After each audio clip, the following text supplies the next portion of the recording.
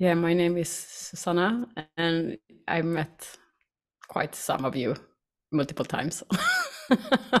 So lovely to see you again, and wonderful to see new faces. And thank you for being here. This evening, we want to talk about dearmoring as a profession, and we're going to open the box more around that and talking about our experiences. You will have the chance to ask questions. It can be a delicate area for some to jump into. So we decided like this is a great topic. So we will share and you will be welcome to ask your question. Please do, because it's really, really for you. And the more you ask and share yourselves, the easier it is for us to respond to you. Yeah. So feel free to ask, and if you want to have a chat, you can, write in the chat box that you have a question and so on, and we might have a dialogue with you. And yeah, so my name is Susanna. I am the co-founder of Dearmouring Arts and passionate about human potential and personal growth and everything that makes me feel more alive and happy, and where I can support other people in being the same. It's the short version, and I feel it's enough. Wow, well done. Yeah, you're applauding over there.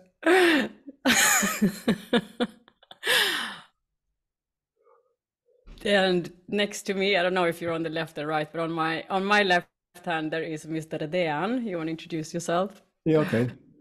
So I'm Dan. For those of you that don't know me, I've been in the Dearmouring game since I was about 37, 38. And I've kind of gone from super hard approach to the Dearmouring to sexual approach to the Dearmouring to completely non-sexual approach to the Dearmouring to super soft touch Dearmouring. So I've kind of gone around the block, if you like, with the way Dearmouring can be done. And yeah, it's a big part of my life. I love it. So of course I'm passionate about it, and I'm kind of eager to share my journey and also inspiring you for your journey, hopefully, in over the next hour. So Matt, over to you. Thank you so much. Hi and welcome everyone. My name is Matt, German born. I'm into dearmoring since 2010. And as a hands-on practitioner, I became a facilitator over the years. I have been in many, many trainings. And I'm the German consent police in the trio. Jawohl, Herr General. And welcome everyone. That's me for now, but you probably hear more. Yeah. Great, thank you. Yeah, there's a lot to share. And I was thinking, it just pops up, like when you said 2010, it pops out, like I started also with dearmoring around 2010, and I was thinking I can just share a bit about my journey when I started, and then you, Matt and Diane, can do the same. What about that? Mm-hmm. Yeah. So when I discovered dearmoring and started with it in 2010, first it was such a transformational process for myself that I like really felt committed to learn and share with as many as possible. And by that time, there was not a movement of dearmoring. There was not so many who was practicing it. It was new also in the kind of consciousness field. So it was before that, I could see different trends going, So before that was access consciousness, I think. And so then it was like, wow, this boom in Sweden. And then it became, wow, the boom of Tantra and dearmoring. So I was kind of in the beginning of that. And when I started with dearmoring, I met so much resistance from people. It was a hard task to take on, because as much as I felt the love for it and the power of the transformation it can provide, but because it includes genital touch and sexuality, and because it's so distorted in our society, there is this myriad of projections and fears that arises in people, right? So I met so many fearful minds, and I had to really just stay strong in my commitment and meet all these fears. Like I was called a prostitute, and I was called, I don't know, God knows what, for what I was doing, because people were so afraid. And it made me contemplate. Like I rode through that wave, and I always said that I don't have a problem to stand up for the potential and the potency of the armoring, like because it's illegal in some part of the country, and yeah, in Sweden it's illegal to for a buyer to buy a service where the practitioner is touching a genital, and it's absolutely not, you know, if you're not a gynecologist, you cannot touch genitals basically on people. But for me, it's always been a commitment with me and God, or me and life, more than the rule book, you know, and that is what I'm standing for. And for me, it's also been the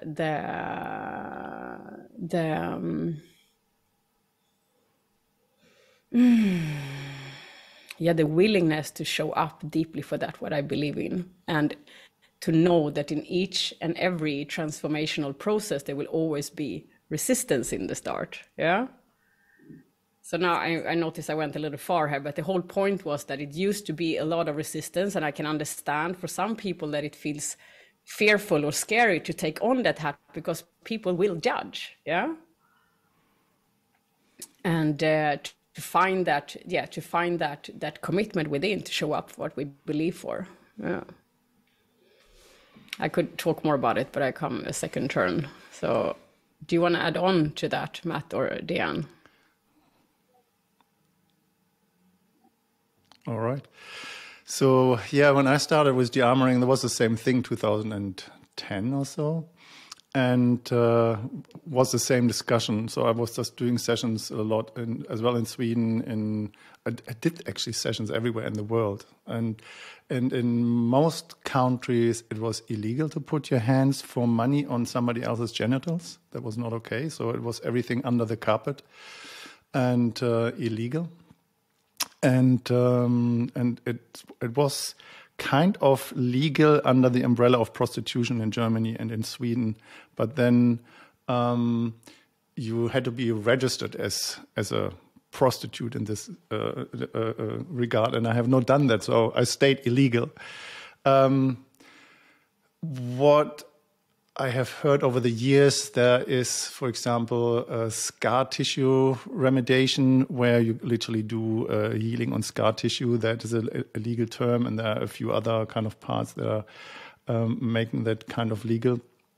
And what my journey went was more in this direction, to understand really what the nervous system was about, what consent was about, how to create the agreement field, what trauma is, how the communication around trauma and assessment tools need to be in place, how to approach people, how to track people's situation where they were before actually hands on genital happened, and learning more about that people are resourceful and expertise about their own body, and I'm an expert about what I can do, and that this are two skill sets they need to meet, and that was my responsibility. So I started to create a profession as a facilitator and practitioner educator. So went over the years and just like help people to create the communication skill set and tools around that, how to create the agreement fields. And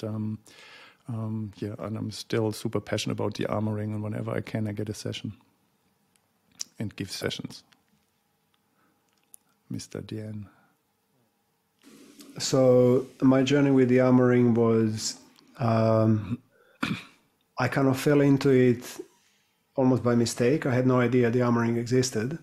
So at that time, there was not really, it was just beginning through Tantra circles and TNT. I don't know if any of you heard of the TNT, kind of is, that was actually, I feel, what started the public appearance of Dearmouring again. There's nothing new about Dearmouring, and we can talk about it. I mean, it literally is as old as any religion will have a Dearmouring aspect to it. Wilhelm Reich in 2030s, he invented the word Dearmouring. So there's nothing really new with it, but it just somehow wasn't present much on a surface of Europe. So that was my kind of introduction to the whole idea of transforming myself, because it was to do with me at first, radical transformation in as short possible time. That was the armoring for me, or at least my understanding of it.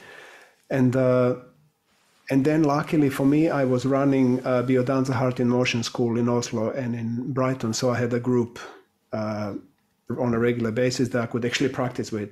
So as I was learning and experiencing the armoring on myself, I then also started introducing it to my workshops, and we were actually starting to play with external body dearmoring, not genital. And that actually carried on for 4 or 5, maybe 6 years, maybe 5 years, which gave me a huge amount of progress in the field of how can we quickly, efficiently, and as safely as possible transform stuck energy within a body. The reason I was kind of a little bit about safe, because at that time it was quite hard touch. So I would say we were overstepping in today's work, in today's norm, it would be way overstepping the hardness of the touch that we were using. But I kind of went through that journey. So I kind of followed the armoring from almost like dark ages, and now it's already pretty much everybody in Europe knows about the armoring, or at least they heard about it. So I can see a huge shift in acceptance, in openness, in even awareness of people that the armoring as such exists. So, which brings us to the current theme of why should you train, or should you train to become a dearmoring practitioner, or should you just like experience it for yourself and kind of keep it like that? So can I run with it a little bit? Yeah. So how we see it, and for us, this is, when I say us, it's 3 of us, or the Dearmouring Arts.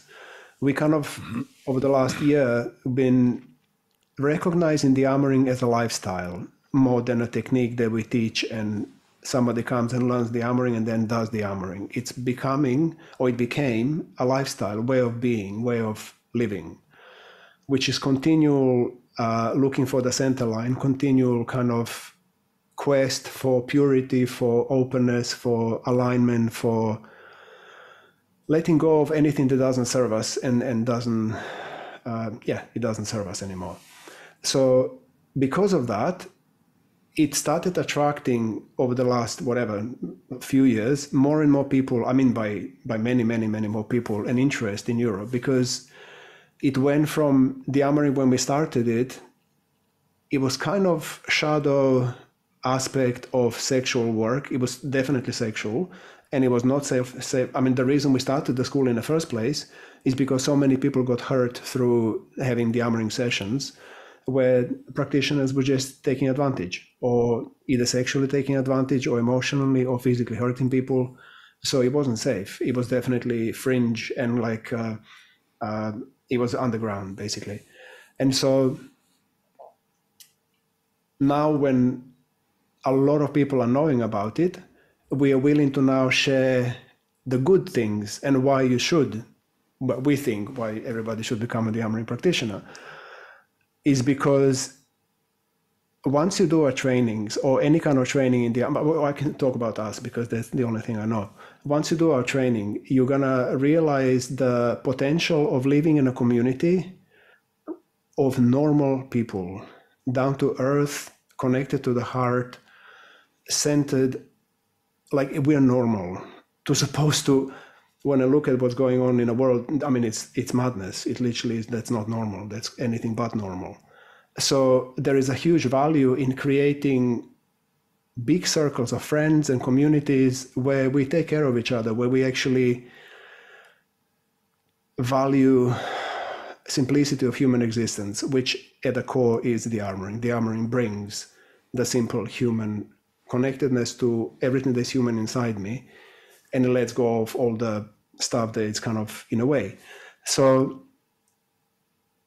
I'm gonna put a pause on there now, and then we're gonna come back to more why you should be training. But guys, do you want to add anything? I'm thinking if there is if there is a specific question around this topic that one of you want to ask. And then I'm thinking if there is a thread to hook on to what you were speaking, Diane. Like, I love this. I gave a session today, for example, and just to meet each individual from heart and with presence. And then knowing, because I've done so much work on my own and I worked with a lot of people, so there is a lot of experience in my body. So just this, to sit there with my body, and each session is basically different. You know, it never gets boring because each individual is different. Then there are, of course, some, you know, very common patterns in people, having behavior patterns, etc. But what I love about the Dearmouring is the human rawness that we go through the body, but it's also mindset, it's life, it's commitment, it's money, it's passion, it's purpose. You know, it goes the whole package of finding, like Diane say, back into alignment. You know, and people often, when they experience that, they become amazed because it changes their life so much. It's an empowerment tool deluxe. So working, you know, yeah, it's just, for me, it's a very creative way of working with people. Like the only thing that is in the way of me and the transformation is me. Like because the more it's the ceiling is high depending on what we choose to do. Yeah, and that's another thing. I'm gonna wrap that up, Matt, and then I pass it on. And this is the other thing, like when we start to work with the Dearmouring, whoever starts with that, we always, like in our circles, we also say, like, you have to feel into what is it that you want to offer? What is the way you want to do it? What does it look like for you? So it's not one form. Like, this is we are very keen to empower people to find their own center line. Like, what feels meaningful, fun, and in alignment for me to share. Yeah. So for some, that might be to only do clothes on Dearmouring with specific tools.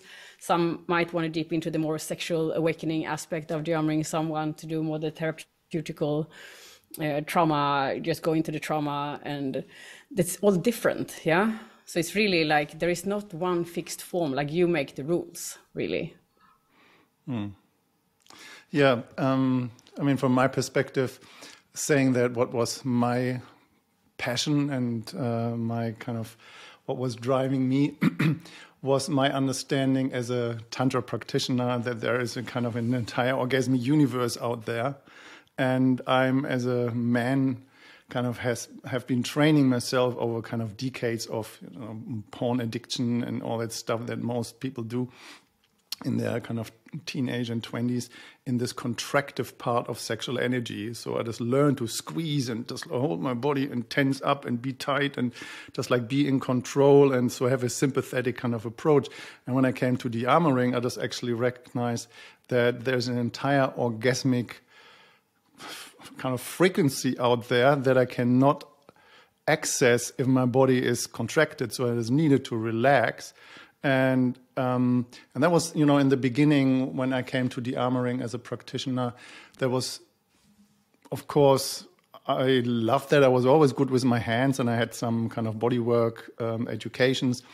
But when I recognized how much I was contracted and dense in my own body, how much I needed to release and how much I needed to let go, that I can go into this expansion. And that's still my passion today. So that Dearmouring, from my perspective, is to kind of give people literally a performance upgrade in their sexual capacity. And that's what my heart is really beating for. But one part I just wanted to add on what you said, Deanne. In the beginning of my Dearmouring career, so when there were practitioners out there and I went to festivals and just met different practitioners, there was always this competition and nobody was sharing and telling what they were doing, and everybody wanted to be better than the other one. And then just like there was such a competitive field. And when I came to this field of Dearmouring, what we are doing here, I love this openness here. I love this, how we empower each other and how we share our skills and our gifts and how we're keeping each other accountable and actually looking at each other and saying, hey, it's just like, I guess there's a shadow going on here. Let's have a deeper look, because you are here in your own way, like you said, Sana, of your highest potential. And I guess as a professional, each and one of us has the intention to become impeccable and the best version that we can provide for our clients, customers, friends, people we're working with. While we're chatting, can everybody please type in your question or just ask a question outright, just like raise a hand and give us a pointers, because I think now it's time to start talking about the Dearmouring profession and why would you want to become one? And if you did become one, what are the potential, what is the road ahead? What does it look like, you know? So while I'm talking, if you can just like ask some questions in the chat and then we can start answering. But for now, we were talking about, before you came in, we were kind of talking about the subject. And one of the things that Sana was talking about or mentioning, maybe you can take it up, Sana, actually, with the fact that you become a Dearmouring practitioner and there are potential pitfalls. So, but you mentioned it a little bit. You want to take it on? Yeah, so which pitfall was that? It was to do with, but actually you mentioned it already with sexual body work, so that was kind of that was Yeah, answered. so one, okay, so then one is the pitfall. What is the pitfall? The biggest, that one is the bigger one, you know, and that all boils down because if we choose to go the way of sexual healing and touching genitals, that can be a delicate subject for some, like depending on who we are as individuals. Like I choose to trust that I'm guarded and I'm safe. That's my point, and that's what I'm holding point for. So I just trust. And if something would go south for me, I would get in, you know, standing court, I would happily take that fight. Yeah, happily. Like I trust. And even today I met a beautiful lawyer and she was like, I'm just gonna back you up, like let's make a mark. So for me, that is like the commitment to something greater than what society shows us, because I don't believe in that. I believe in creating new ways, yeah, but that's me. So if you start to work with sexual healing, I mean, yes, it's a pitfall, depending on what country you are in. It can be, I mean, in Sweden, you are not in the risk because you're not doing anything illegal. But the buyer, so you go under the sex law basically, then the buyer can be the one who can have a problem if somebody would, whatever, tell somebody about that they buy such a service from you. I don't know who would do that, but that is one pitfall. Of course, what is really, really important is to be clear, then to have clear waivers and go through the agreements up front, to be very, very clear what's happening, what's not happening, and most of all, being really, really in ownership of your own boundaries and what you do and what you don't do. Yeah, so you create that safe container for people, basically.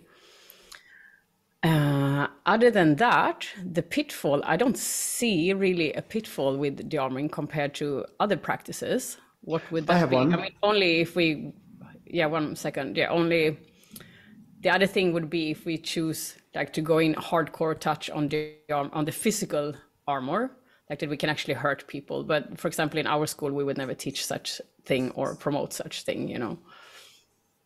Yes, Dan. The one that actually, it's not a pitfall, but it's just like a responsible reminder that sometimes we found that our students would be so eager to start practicing, they do the basic training and then they start leaving the job and they become the Dearmouring practitioner when they're not actually emotionally or dynamically, energetically ready to hold space for the Dearmouring. So that can actually put you off, because the Dearmouring requires, the reason it requires a lot of training is because I, as a practitioner, need to be able to hold space for pretty much anything that happens with my client.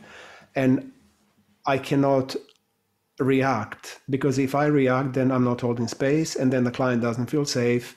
And then the session from then on is like a massage, you know, like a shallow, it doesn't actually go into the Dearmouring. So one of the potential pitfalls is that you start offering it before you're actually fully trained or ready.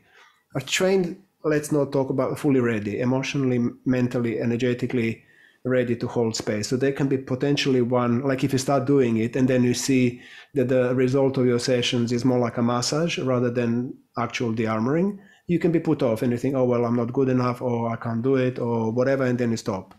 So if that's what you find is happening, then just have more training and more sessions on yourself, and then you're going to be much better space holder actually to do it. So that's one pitfall. We removed another pitfall which was huge. I'm just going to mention it quickly, which was that the word de-armoring used to be privately owned by a Swiss practitioner until a few months ago. And then she started hunting all of us de-armoring practitioners in Europe, especially Switzerland, Germany, and Austria, to stop using the word de-armoring, or we go to court. We're going to be basically sued. So many people, that was actually one of the reasons why people were like, well, what's the point of training in something that I can't actually do? Luckily, we went to court and we won the battle. So now the word de-armoring is free and anybody can use it in Europe. So we kind of removed that pitfall. Other pitfalls,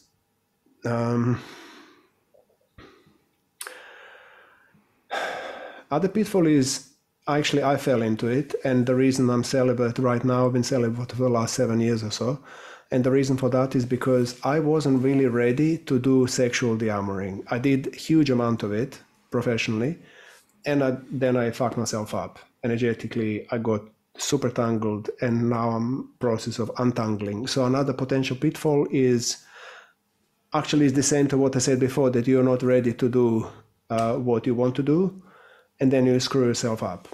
So that actually is something that we can address maybe in another webinar, like fully, because it's important. Sana, you want to say something? Yeah, I just wanted to talk into that one because when we go into such intimate spaces, it is important to be very clear with one's integrity, yeah, and not overstep or not get hungry on a body, or not use or not subtly manipulate somebody into whatever sexual arousal or being with them. Or I mean, there are so many stories out there now by people who have done whatever a week something like an ISTA level 1, and suddenly they are a de-armoring practitioner and they offer a yoni massage and they are like going to heal the yoni, and all the women shall surrender because they need that, and if they are not surrendering, they're just stuck in the masculine. And so the pitfall can be like an ego implosion or a ego blow up, and to watch that, yeah, to really watch that and be but at the same time not shy away from doing the work, yeah, because it's a training in integrity. It's such a training in integrity, yeah, both in showing up. So I'm reading your comment there, Mirabel, that you have this idea that the pressure of standing 100% present makes you shy away from doing it. But the thing is, we do drift off once in a while, you know, and it's all practice. It's practice and determination, yeah, and integrity and clarity and just owning that, yeah. But so the pitfall can be that some people start with de-armoring, or I see that sometimes when they start to work more with the sexual de-armoring or sexual awakening, that they actually come because they are hungry. They are hungry for relationship, they're hungry for intimacy, they are hungry for the other sex, or they're hungry just being touched on their sex, which is fine. But as a practitioner, we need to know when to do what, yeah? So the pitfall can be, am I projecting my longing onto my clients, or am I holding point for the highest of the transformation, yeah, which is the most important. And just to add, this doesn't have to be just to do with sexuality. It can also be, for example, I need my mommy or I need my daddy. And then I do the session and actually, Or be in power. Yeah.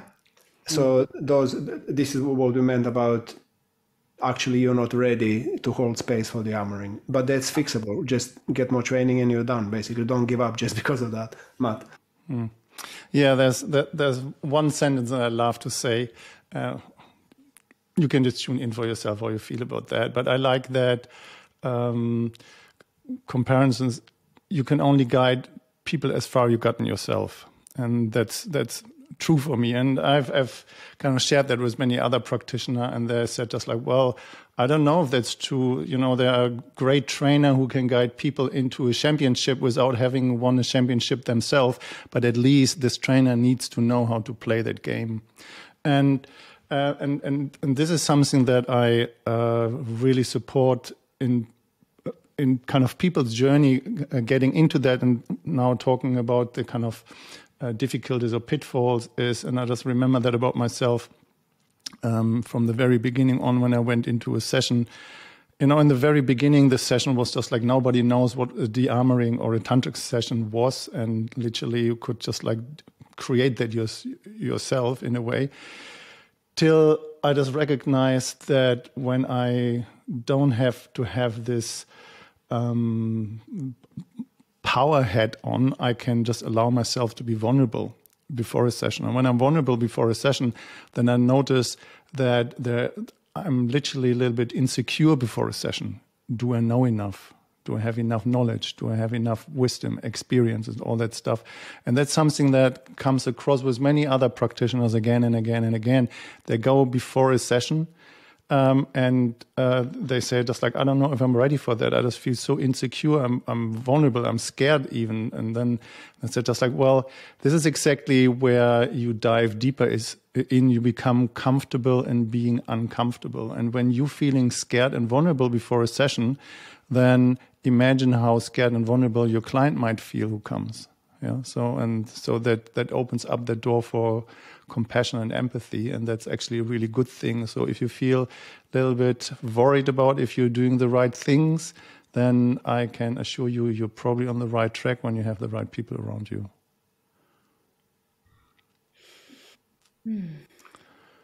Yeah. I was just thinking also, because I hear, there are people coming to our trainings, and this like the demand of the Dearmouring practitioner. If we look at from when we started, and the field was like resisting and didn't know really, and it felt more underground to, it's actually, it's more demand. Like I can also see there's more mainstream people coming in, like Yoni massage and Yoni Dearmouring is like trending. It's in the, in the fashion magazines, and I mean it's really growing. So the need for more practitioners is growing. It is a higher demand for it, and that's why I also think it's a wonderful profession to take on and not shy away. Like, will there be enough? Like, yes, and the more people we are, the more we can support, and the more the word spreads. So it becomes like a ripple effect. So it's definitely a rising demand for it. Yeah, both the need because it's so incredibly powerful, and also there are enough customers for everyone. That's for sure. And what I also see, if we look at the financial aspect of Dearmouring, so market price for quite some years has kind of been 200 euros for 2 hours. Yeah. And I think that's been a market price for 12 years. And then of course, the more you grow into your package, into your practice, the more you can raise your prices. And even if it's not about the prices, but it's also a sustainable profession to have. You don't need to do 10 massages every day, or, you can do 2 dearmoring sessions a day. That's a 5-hour, with a break in between, and it's okay. So it's actually on a financial level, depending on what we're looking for and what we want and our standards, it's a rewarding profession in that sense as well.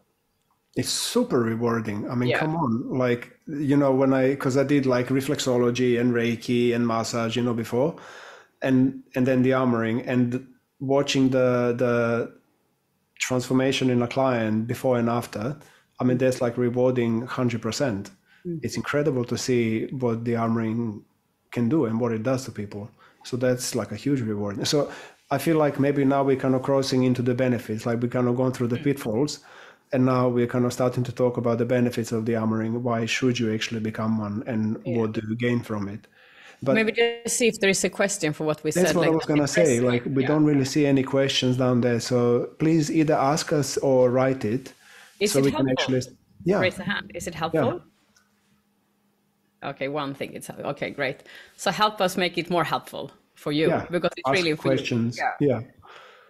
So if we don't cover the subject that you're kind of interested in, then please let us know so we can do our best to answer cover it for that. you. So while you're doing that, when we're talking about who is your customer, potential customer, literally absolutely everybody who is grown up is potentially your customer, which is amazing because we can never run out of customers, literally, ever. Like more and more people are beginning to understand what the Dearmouring can do for them.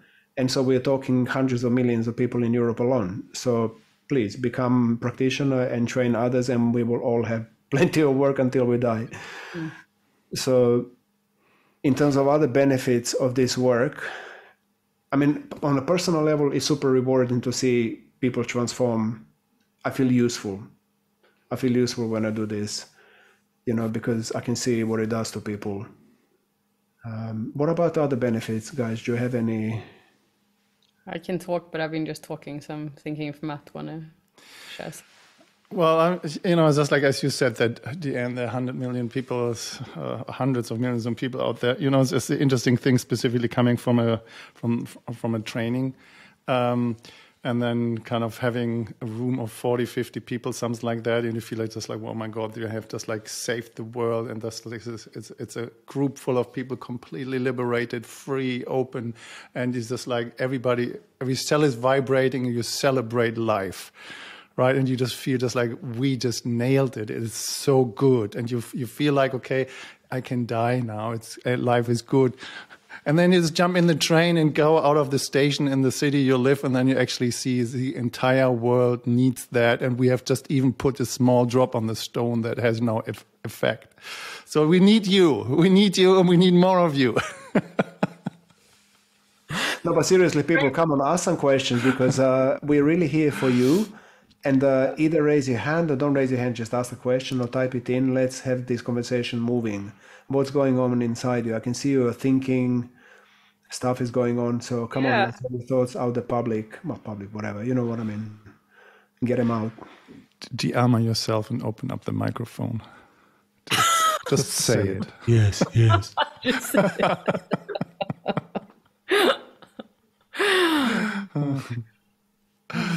Seriously, nobody has questions? Unbelievable. Okay, we just blabber on then. Yeah. No, but no. Ulrike is coming. Yeah. Go for it, Ulrike. Maybe you want to share something. Save the room. Yeah, I want to share that I just spent a week with Susanna in Barcelona, and it was very intense again. The same as it was intense with Dian in Denmark. And my question is that I feel that sometimes when people go into process, it's so intense that I feel that it needs aftercare. Like that. In the retreats, it's actually quite easy. I had this one session with a man who really went in deep, and then he didn't show up for the party, and I was really worried that I kicked off something that he wasn't able to hold. So the next morning I could go to him, I talked to him, I had breakfast with him, so that's fine. But so where do we find when they go in deep? Do we re-traumatize? There's this fear in me of actually awakening a beast that might come out, and then they're on their own when I send them home. Does that make sense? Yeah, totally, 100%. So, okay. when? You? Okay. Huh? No, go for it. Yes, that is very normal. That's a skill we develop to both keep, let's say you offer a 2-hour session to somebody and they go through wave after wave after wave of expression. Yeah. And so then it's your job both to like, okay, now maybe it's 20 minutes left. I'm going to take it down. I'm not going into more process. The client has enough time to integrate. And depending on the maturity of the client, so that you take a finger on the pulse, you see, okay, is this somebody who is more in the beginning of the journey? Is this somebody who is more used to work with themselves? For example, if I have somebody who is more in the beginning, I assure them like what you're going through now is you're really brave, you're very courageous, everything is normal. It might be that you feel a little overwhelmed leaving from here, and that's just fine. You're just getting more contact with yourself, you're just getting more honest, and it might be a little uncomfortable in the beginning. So I reassure them that what they are experiencing is valid and it's important, and to kind of train them, because especially when people start to get in contact with emotions and they're not used to be in that field, like they're not used to it, it can be kind of, wow, am I angry, am I crying, what am I doing with this? They don't have the map to release each emotion in its own frequency, kind of, so they can become confused, control issues might take over, or control behavior, and they get scared. But so then I talk into that pattern and comfort it and say, it's all safe, you're great, you might feel vulnerable, but that's okay, just welcome it, yeah. And then sometimes if I have time and space, I might sit with the person a little longer just to make sure that they are okay. And then I also offer, like, if you need anything, you can give me a call or reach out. We check in tomorrow. So it's like, it depends a bit on who I have in front and what they are dealing with and the level of maturity that they have, yeah. But then to show them that I'm available, that they are not alone, basically, and encourage them to have free time after a session. So like sometimes, the more you can set the container and pre-frame the potential, the more they can be prepared. Yeah. Does that make sense? Yeah. Yeah, was it the start of something? Okay. So from my perspective, what I would say, from the kind of the plan, the blueprint, the map that I try to implement in each of you at the training, is that one, for sure, when you leave the training and you put your hands on people's body, for sure, I'm sure, because otherwise you probably would have not left the training, I'm sure you don't traumatize a person in a session. Yeah, this is a very, very important piece. There's no traumatization. This is the old school of tantric dearmoring and stuff that we have seen in some schools. So traumatization is just completely off the map. Re-traumatization is something that is a kind of a hard word.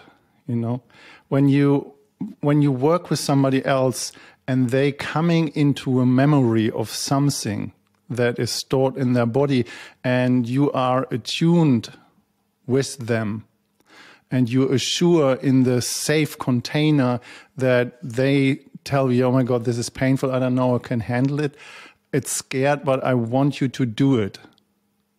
Yeah. So you have the skill set that you can literally tune in how far people want to go. And when you with people, you make sure that you never ever go deeper than they're actually ready for. And for example, from my assessment as the facilitator, when I just tune into you, Ulrike, and the way how I have seen you and perceived you and have observed you, I'm 100% sure that you don't re-traumatize people. None of our previous students or the previous group is there. I mean, this is like, we are touching on a subject again that I was mentioning, the pitfall that you potentially are not ready to start working. For as long as you have those kind of questions, you need more training. Because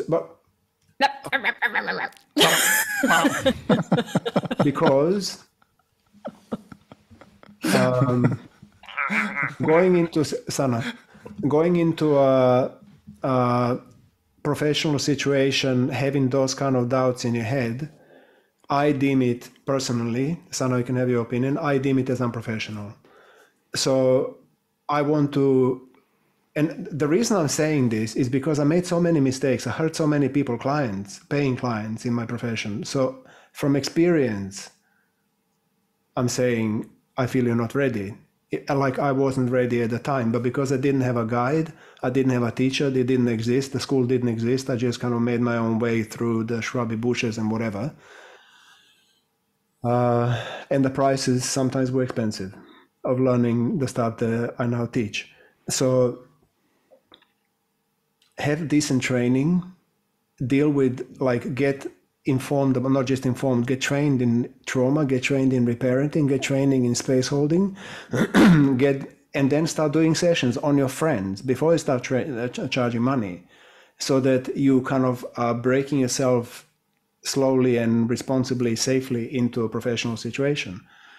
I would also recommend stop a session at any point you feel you're losing ground, because that's better to do, and to apologize and say, look, I'm really sorry, I can't hold space for this. This is your money back. I'm really sorry, but like, go to someone else because I'm not able to hold it. You know, that's better to do than to actually fuck things up and try to bodge it and try to hide it. And because client will feel, if they feel your insecurity, they will feel it instantly. They might not know what it is, but there will be something in the body that they just cannot trust it. They cannot relax deep enough because they can feel your insecurity. So this is my 5 cents on that. Sana? Because I have another 5 I'm still, cents. okay. I'm still not finished, actually. Okay. I just wanted to go into answering the... I want to talk into that piece before we move on, because I think it's really important. Okay.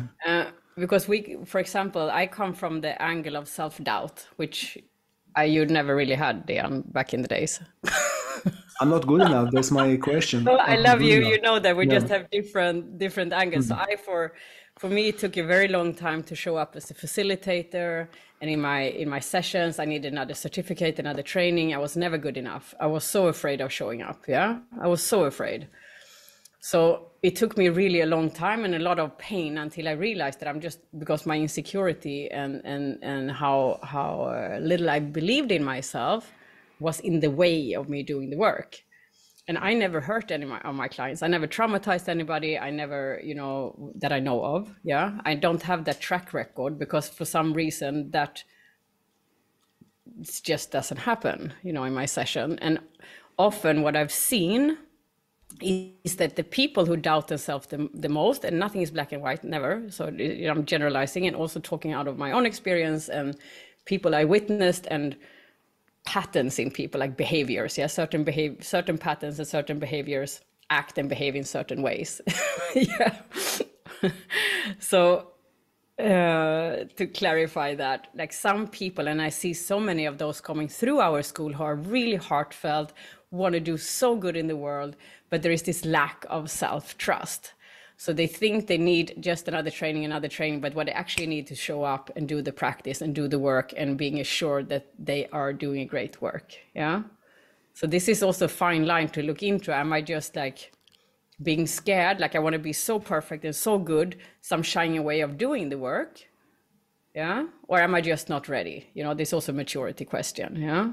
But if any of our students who've done the trainings, if you feel you are in that place, please reach out to us and ask. It's like, this is what's going on. Can you reflect on me? Yeah? Like, please use us for that.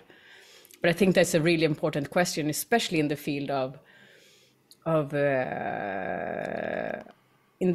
us who want to provide with goodness in the world. Yeah, there's many of us who doubt ourselves, yeah, and don't trust ourselves, while your gift is so needed. Yeah, so that's I think it's super important, that one, because I see it over and over and over and over again. And then I see these dickheads and people who are just like arrogant, and they go out and they have done a weekend course and they just like, oh, I'm so good. And, who definitely need more training, but they're so self-secure that they don't really care. Yeah. And these are often the people who hurt other people because they lack emotional maturity. Yeah, that's my take on it. And my 5 cent is, in the very beginning, and the people who are here who have been in the training remember that I talk a lot about this dynamic that we all want to do and give more, that we're feeling valued. Yeah, so we just want to provide that we're just feeling worth it. And this is the entire thing in the first 2-3 days, where I say just like, for the first 2-3 days, just like there's no giving here. You just have to stop being in action and give for this period of time, that you just really know how to receive and what receiving is. And when your receiving is really in your body, then you can literally give something that is not conflated with receiving. And when you know what you want to receive, then you can help other people to get what they want to receive. And then you don't give more than they actually ask for, and you learn to tune into their body, that you never do more than they're actually capable of. And this is one of the rules, rather do less than too much. It's one of the rules.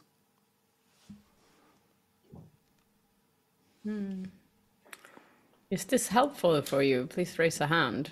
Or, yeah? Okay, great. Are there any questions? Yeah. There's a question, Astrid.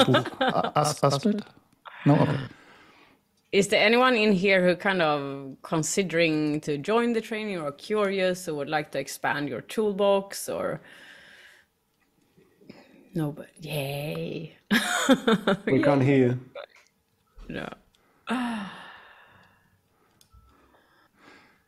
Yes, I would like Joy with this new experience, put some other tool in my box. Yeah. What is it that is fascinating for you with this, with the Dearmouring? Like you've been, feels like you've been around it, like sniffing a little bit.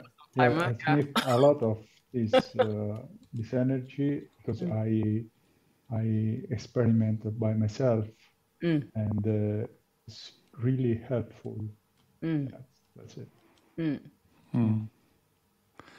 Yeah, so do you have a concern about joining the training, or do you have a question, or some specific structure, basically? But I think I can find the structure, how train, how long is this training? It takes time, investment, energetic, as a money, time. But I think I can check it out later. Those kind of things are on the website. Yeah. So this you can find there. And then if you have any questions, all three of us are open. Just write to us if you want to have a one-to-one half an hour, just discovery call. Actually, any of you, if you want to just have a one-to-one and find out specifically more about you and your needs and your questions, please do get in touch. Well, let's make it more concrete. If you want to get in touch, Deanne or Sana, could you please write the email of Dearmouring Art? So if you want to have a one-on-one with one of us, so please feel totally free to reach out. And then we will go in connection with you, sending you a link for a Calendly thing, and then you can, with the person of your choice, have a 30-minute kind of check-in call. So that's the best way. Here we go. So please take that email address and send it who you want to have a 30-minute kind of check-in discovery call. And then we take you by the hand and guide you to the door. And you have to walk through. So there are a couple of things that I want to address here from uni first. There was, I just said, there are two. Is there a document where you ask from clients that understand where they come from? Well, honestly speaking, for me personally, we do have a intake form, but I prefer talking. I prefer having a Zoom conversation or WhatsApp conversation and actually face them, feel them, have a conversation half an hour or longer to really see if I can be helpful to them, because sometimes I can and sometimes I cannot. So rather than having a document, I tell them in great length about what to expect, what not to expect, what it is, what it's not, so the mind can start relaxing and trust in the process. I can talk into that as well. Okay. I enjoy having documents for various reasons. One, it saves me time. Second, I can track back and read patterns in clients. So I get their words and their emotions. I can start to track. It's just useful for my own growth as well. So I like to have intake forms. And often I notice energetically if there is somebody I want to work with or not. So then But then it depends. Like if somebody needs a call, I have a call. Yeah, but I always initially start with the document. Thank you. And then there was another thing. Is there a different kind of pitfall if you're male or female practitioner? Essentially, no, but also yes, depending on who you are and what kind of sessions you offer. But I think this kind of question is actually more suited to the training. So when you come to the training, we're going to answer that question at great length. But within this webinar, maybe we can do another webinar on it. But within this webinar, I think it's going to take time away from... I mean, we can talk into it briefly because it's also useful if somebody is contemplating, you know, for their own profession, and it can be really valid to speak into it, even though it's not black or white. It's not a yes or no. Yeah, no, it's not. No, it's not. Kind of response, because yeah, like Dean says, it's all about what you offer, how much in integrity are you, what kind of clients do you attract, how do you hold that space. So the whole point is that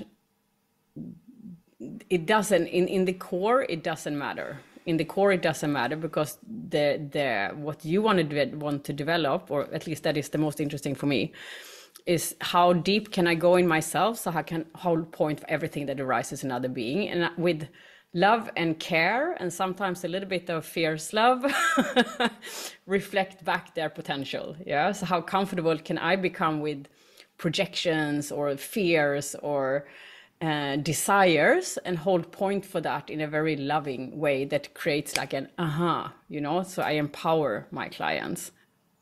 But again, it's all about, you know, who we are, what we hold point for, and what depth we carry, basically. I don't know if that makes any sense to anybody, because working with the armoring is not touching a body and removing armor physically. It's like physical, mental, spiritual, like we said in the beginning. Holistic. So holistic. It's very holistic. So it's like, okay, who do I have in front, and what comes up, and how can I use that to support this person into more power and potential for themselves? That's my job. That's how I see it. There's a question from Wim. Is there a difference between neuroaffective touch from Alain Lapierre and Dearmouring? I'm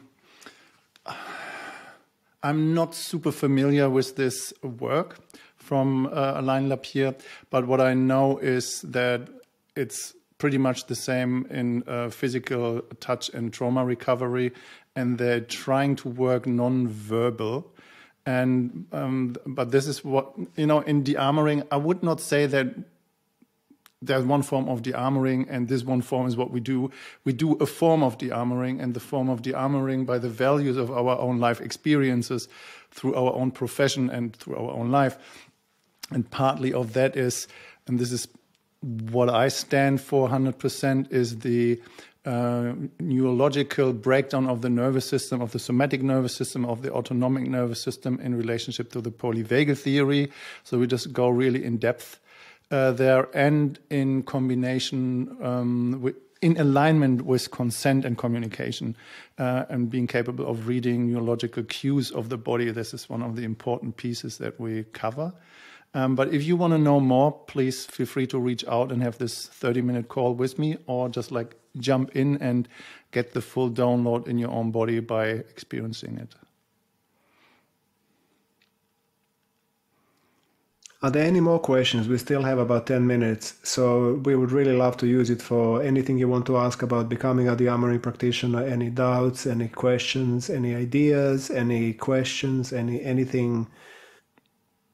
We are here for you. Is there any of the previous students who want to share something about your journey? Let's wait for questions if we can. Yeah, absolutely. Maybe the previous student has some questions. Yes, please. Nobody has questions. Okay. Comments, statements.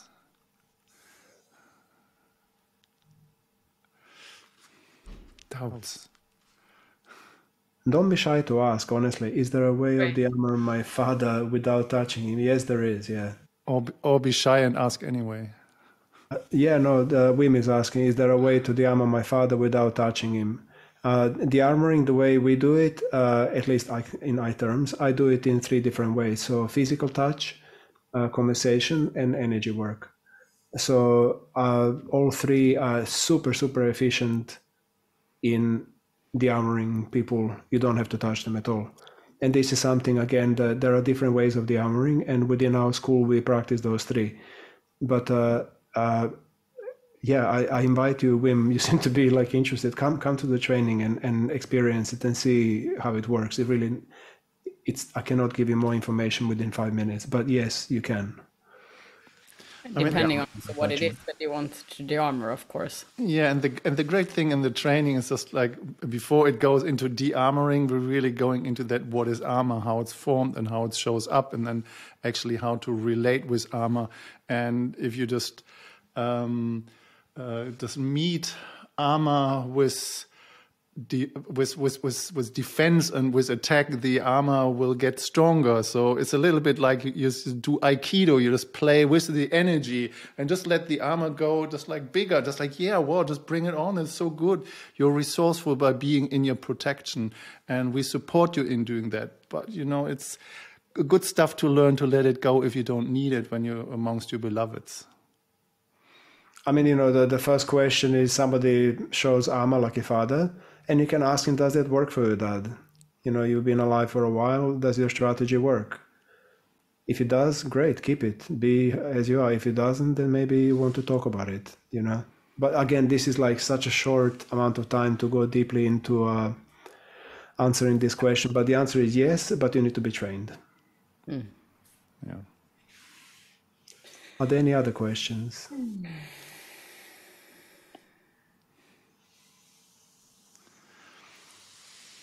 Now or never. I mean, the great thing that comes to my mind, what you just asked, Wim, about with your father, for example, in the training we have one of the key dynamics we work with is the processing circle. And you see people show up in the rawness with what is. And we just had a processing circle in the webinar a few weeks ago here. But when you know how to meet people in their contraction, in their shield, in their armor, and let them show up, it's just like you just learn so much in this short period of time in the processing circle. And maybe some of the people here who have been in the training can give a short reflection on that. But it's just like it's a tool for life.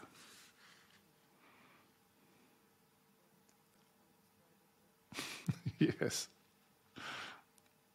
I would say that the path of dearmoring that we do it is really, like Diane said, it's a way of life. It's a way of becoming more empowered, more in tune, standing in our power, living more to our potential, becoming more alive. Like allow us to be more of who we are in our true essence, and that is so unique for each individual. We're so repressed, so programmed, so early. You know, we forget who we are, we forget why we're here, we feel life is meaningless, people getting depressed, addicted, working in shit jobs. Like, what type of life is that? For me, our school is like, okay, back to essence, back to your essence, back to your individuality, back to that what you want to become. That's really, and then we just work and remove that what is in the way of that as much as we can. It's liberation, yeah. I have a suggestion, because we just we're not running out of time, but we just have limited time. We want to talk a little bit about the training in itself, some kind of corner pillars, when, how, where, what, how many places we still have left, what's going to happen for how long. You want to jump into that? Mm-hmm. Can do that. So we have spaces. It's 11 days, it's happening soon, and you're all welcome. Any more questions? It's in an amazing space, an hour outside of Stockholm, in a place called Västerö. Is that pronounced right? Västerås. Västerås. It's a kind of an old mansion that we have just for ourselves. Just look at the pictures, and it's just Yeah. And we run the training from 4th of April to 14th of April. And right now we really desire more men. So if there are any gorgeous, lovely men who want to bring their power and potential into the world, then please join us. So yeah, that's less than a month left. How many spots do we have open? 6, was it? We have some. Yeah, 6 for men. Yeah. Okay. And 1 for a woman, I think, or 2. Yeah. Okay. So anybody who is sitting on the fence, don't know if that's the right thing. I've heard somebody saying the other day, this is just doing the training as a practitioner and getting into the professional line of it, but still doing this 10-day training is just like a 2-year therapy. So, and I see Godele's head nodding. So this is something you can only guide people as far you've gotten yourself. This is how far you can get, and this is how far you can get guide people. That's the benefit. Can I add something to that? Absolutely, Yeah. Yes, please. Yeah, you're talking all the time about becoming a practitioner, which is very useful, and we need more people, I think. But I would even do this training without ever becoming a practitioner, just for self-development. It's so very worthy. It brings so much. Yeah, like you said, Matt, it's worth 2 years of therapy, for sure. Thank you. Yeah. Thank you for sharing that, Godele. Yeah, definitely. I mean, we know this is our training, and of course we are biased, but really this is pretty fucking amazing training. You know, if I just remove myself and look at it from the outside, it's not really that many spaces that I know of that are so kind of rich in what they offer. Yeah. So from my perspective, what I would say is, so we don't want to nail it onto you. You have to come, even though I would say everybody who hasn't done it yet, just do it, because it just changes lives. But again, there is this email there, and if you sit on a fence and you're not really sure, the best thing that I always recommend is just like sleep a night over it, and make a choice over the weekend. If you just want to reach out and have your questions and your doubts, if you have some answered, just reach out and have a call with one of us, and let's have a conversation from human to human. Wim is asking, of course you can, man. Whereabouts do you live? Where are you based? Wim? I'm from Belgium. In Belgium. So in Belgium, there are a number of practitioners. Also in Holland, there are dozens that we can put you in touch with. If you follow are you on Facebook? Mm-hmm. Yeah. Okay, there's a group called Dearmouring, and in it we have probably at least a few hundred practitioners from Europe. So just tell them, hey guys, I'm keen to test it, and who lives nearby, and then my recommendation is connect with 2 or 3, fill them out, have a conversation, see if you vibe with them. Choosing a right practitioner is very, very important, because with some you will vibe, with others you won't. And so the experience may be like, yeah. So just make sure that you have someone. The most important is that you trust them. Energetically, emotionally, you just have to look at them and somehow I trust you. If that's there, then you're in safe hands. And go and do a session or 2 or 3. Do it next week. And then let us know if you want to join the training after you tried it. You know, that's the best way. You know, you have to try it. So I'm a bit too to new remember to start a 10-day training or something. So Say again? I'm too new into this. Yeah. Just 10-day training. I have to get a taste first and see it. I mean, it's recommended, but what is your background? Like, what's your kind of, where you're coming from in terms of working with people or like working on yourself? Mainly 3 principles I teaching. don't know it. It's helping people understand how they create their own experience. Yeah. By Okay. It's more explaining mental. how it Yeah. works. Is it kind of cognitive work or somatic or Both? It's actually spiritual. It's like Good. helping people get a feel with spirit, the formless side of life. Okay. And it sort of helps people relax, and then everything else flows from there. But, Okay. Well, that's actually the same. That's what we do. Yeah, We help people relax and let it flow, but maybe a slightly different gateway.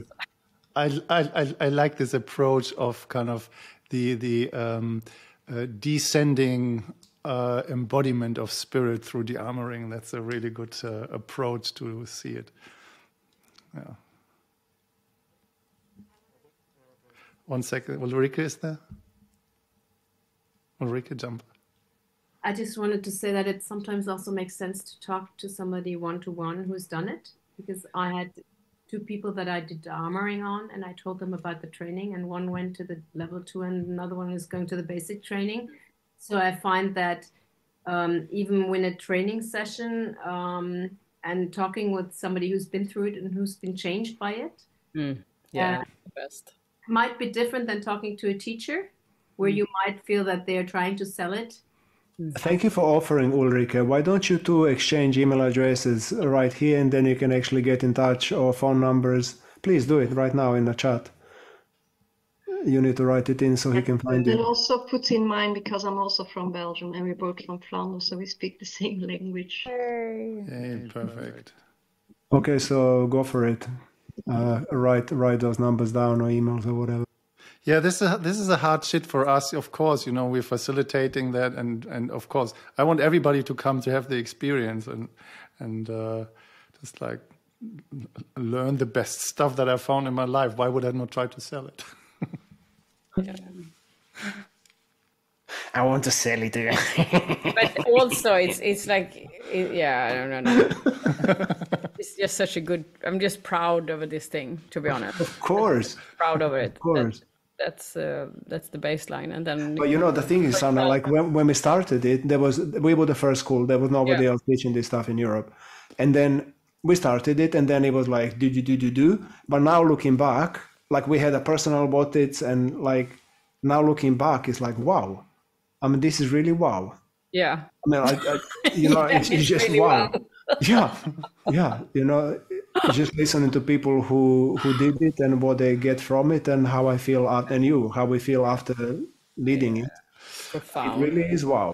Yeah, and you know, another great question would be just for you, Wim, or anybody else who's sitting on the fence, just like go to this Dearmouring group and just ask just a very innocent question: why shouldn't I do that? Right, and I guess there is not many responses coming back, I imagine. If so, then we have something to learn to do better. But I think in that group it's not. It's a different group. I mean, if they would be put into our private group, it's different. I mean, in the Dearmouring group, it's a lot of different people. You know, so many who have done our training. Quite a lot. I think in the Dearmouring is probably a few hundred of hours. You know, yeah. So, should we give him a little discount? Wait. We have the Women's Day tomorrow, and we have wanted to make an offer for all the men who want to make the lives of women better. So we're going to offer, instead of offer the women a discount, we want to offer the men a discount. No, but seriously, should we give him some, like, as a kind of gesture of goodwill for people there in this webinar? Shall we say, like, I don't know, 150 off or 200? 200? Yeah. Voila. So if any of you wants to come on in, then we give you 200 euros discount just because we want your money.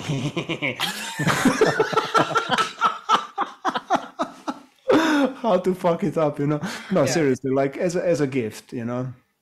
But within a 48-hour sign up, so we put a frame. Yeah. All right. So now I want to bring it to completion. It's 20 past. We said we're going to It's time to come to an ending of this. I hope it's been useful and helpful, and been giving you something to think about and digest and inspire you. So thank you for coming here tonight, and also please, if question arises or there is a specific topic you would like us to talk into, please write to us. Yeah, so you can write into info@dearmoringarts.com, or you can write to one of us, Susanna Beatrice, Matt Schwentek, or Diane Matuka. And also it goes for our students, like just come up with topics we can kind of and give back. Yeah, exactly. Yeah. So thank you so much for joining. Have a Yeah. lovely Thank you, evening. thank you. Stay in connection. And we see some of you soon and others maybe a bit later. Yeah. Yeah, thanks for joining, everyone. Have a beautiful evening. Much love and bye. Yeah. Ciao, ciao. Ciao, ciao. Ciao. Thank you all. Bye-bye. Thank you. Thank you. Oh.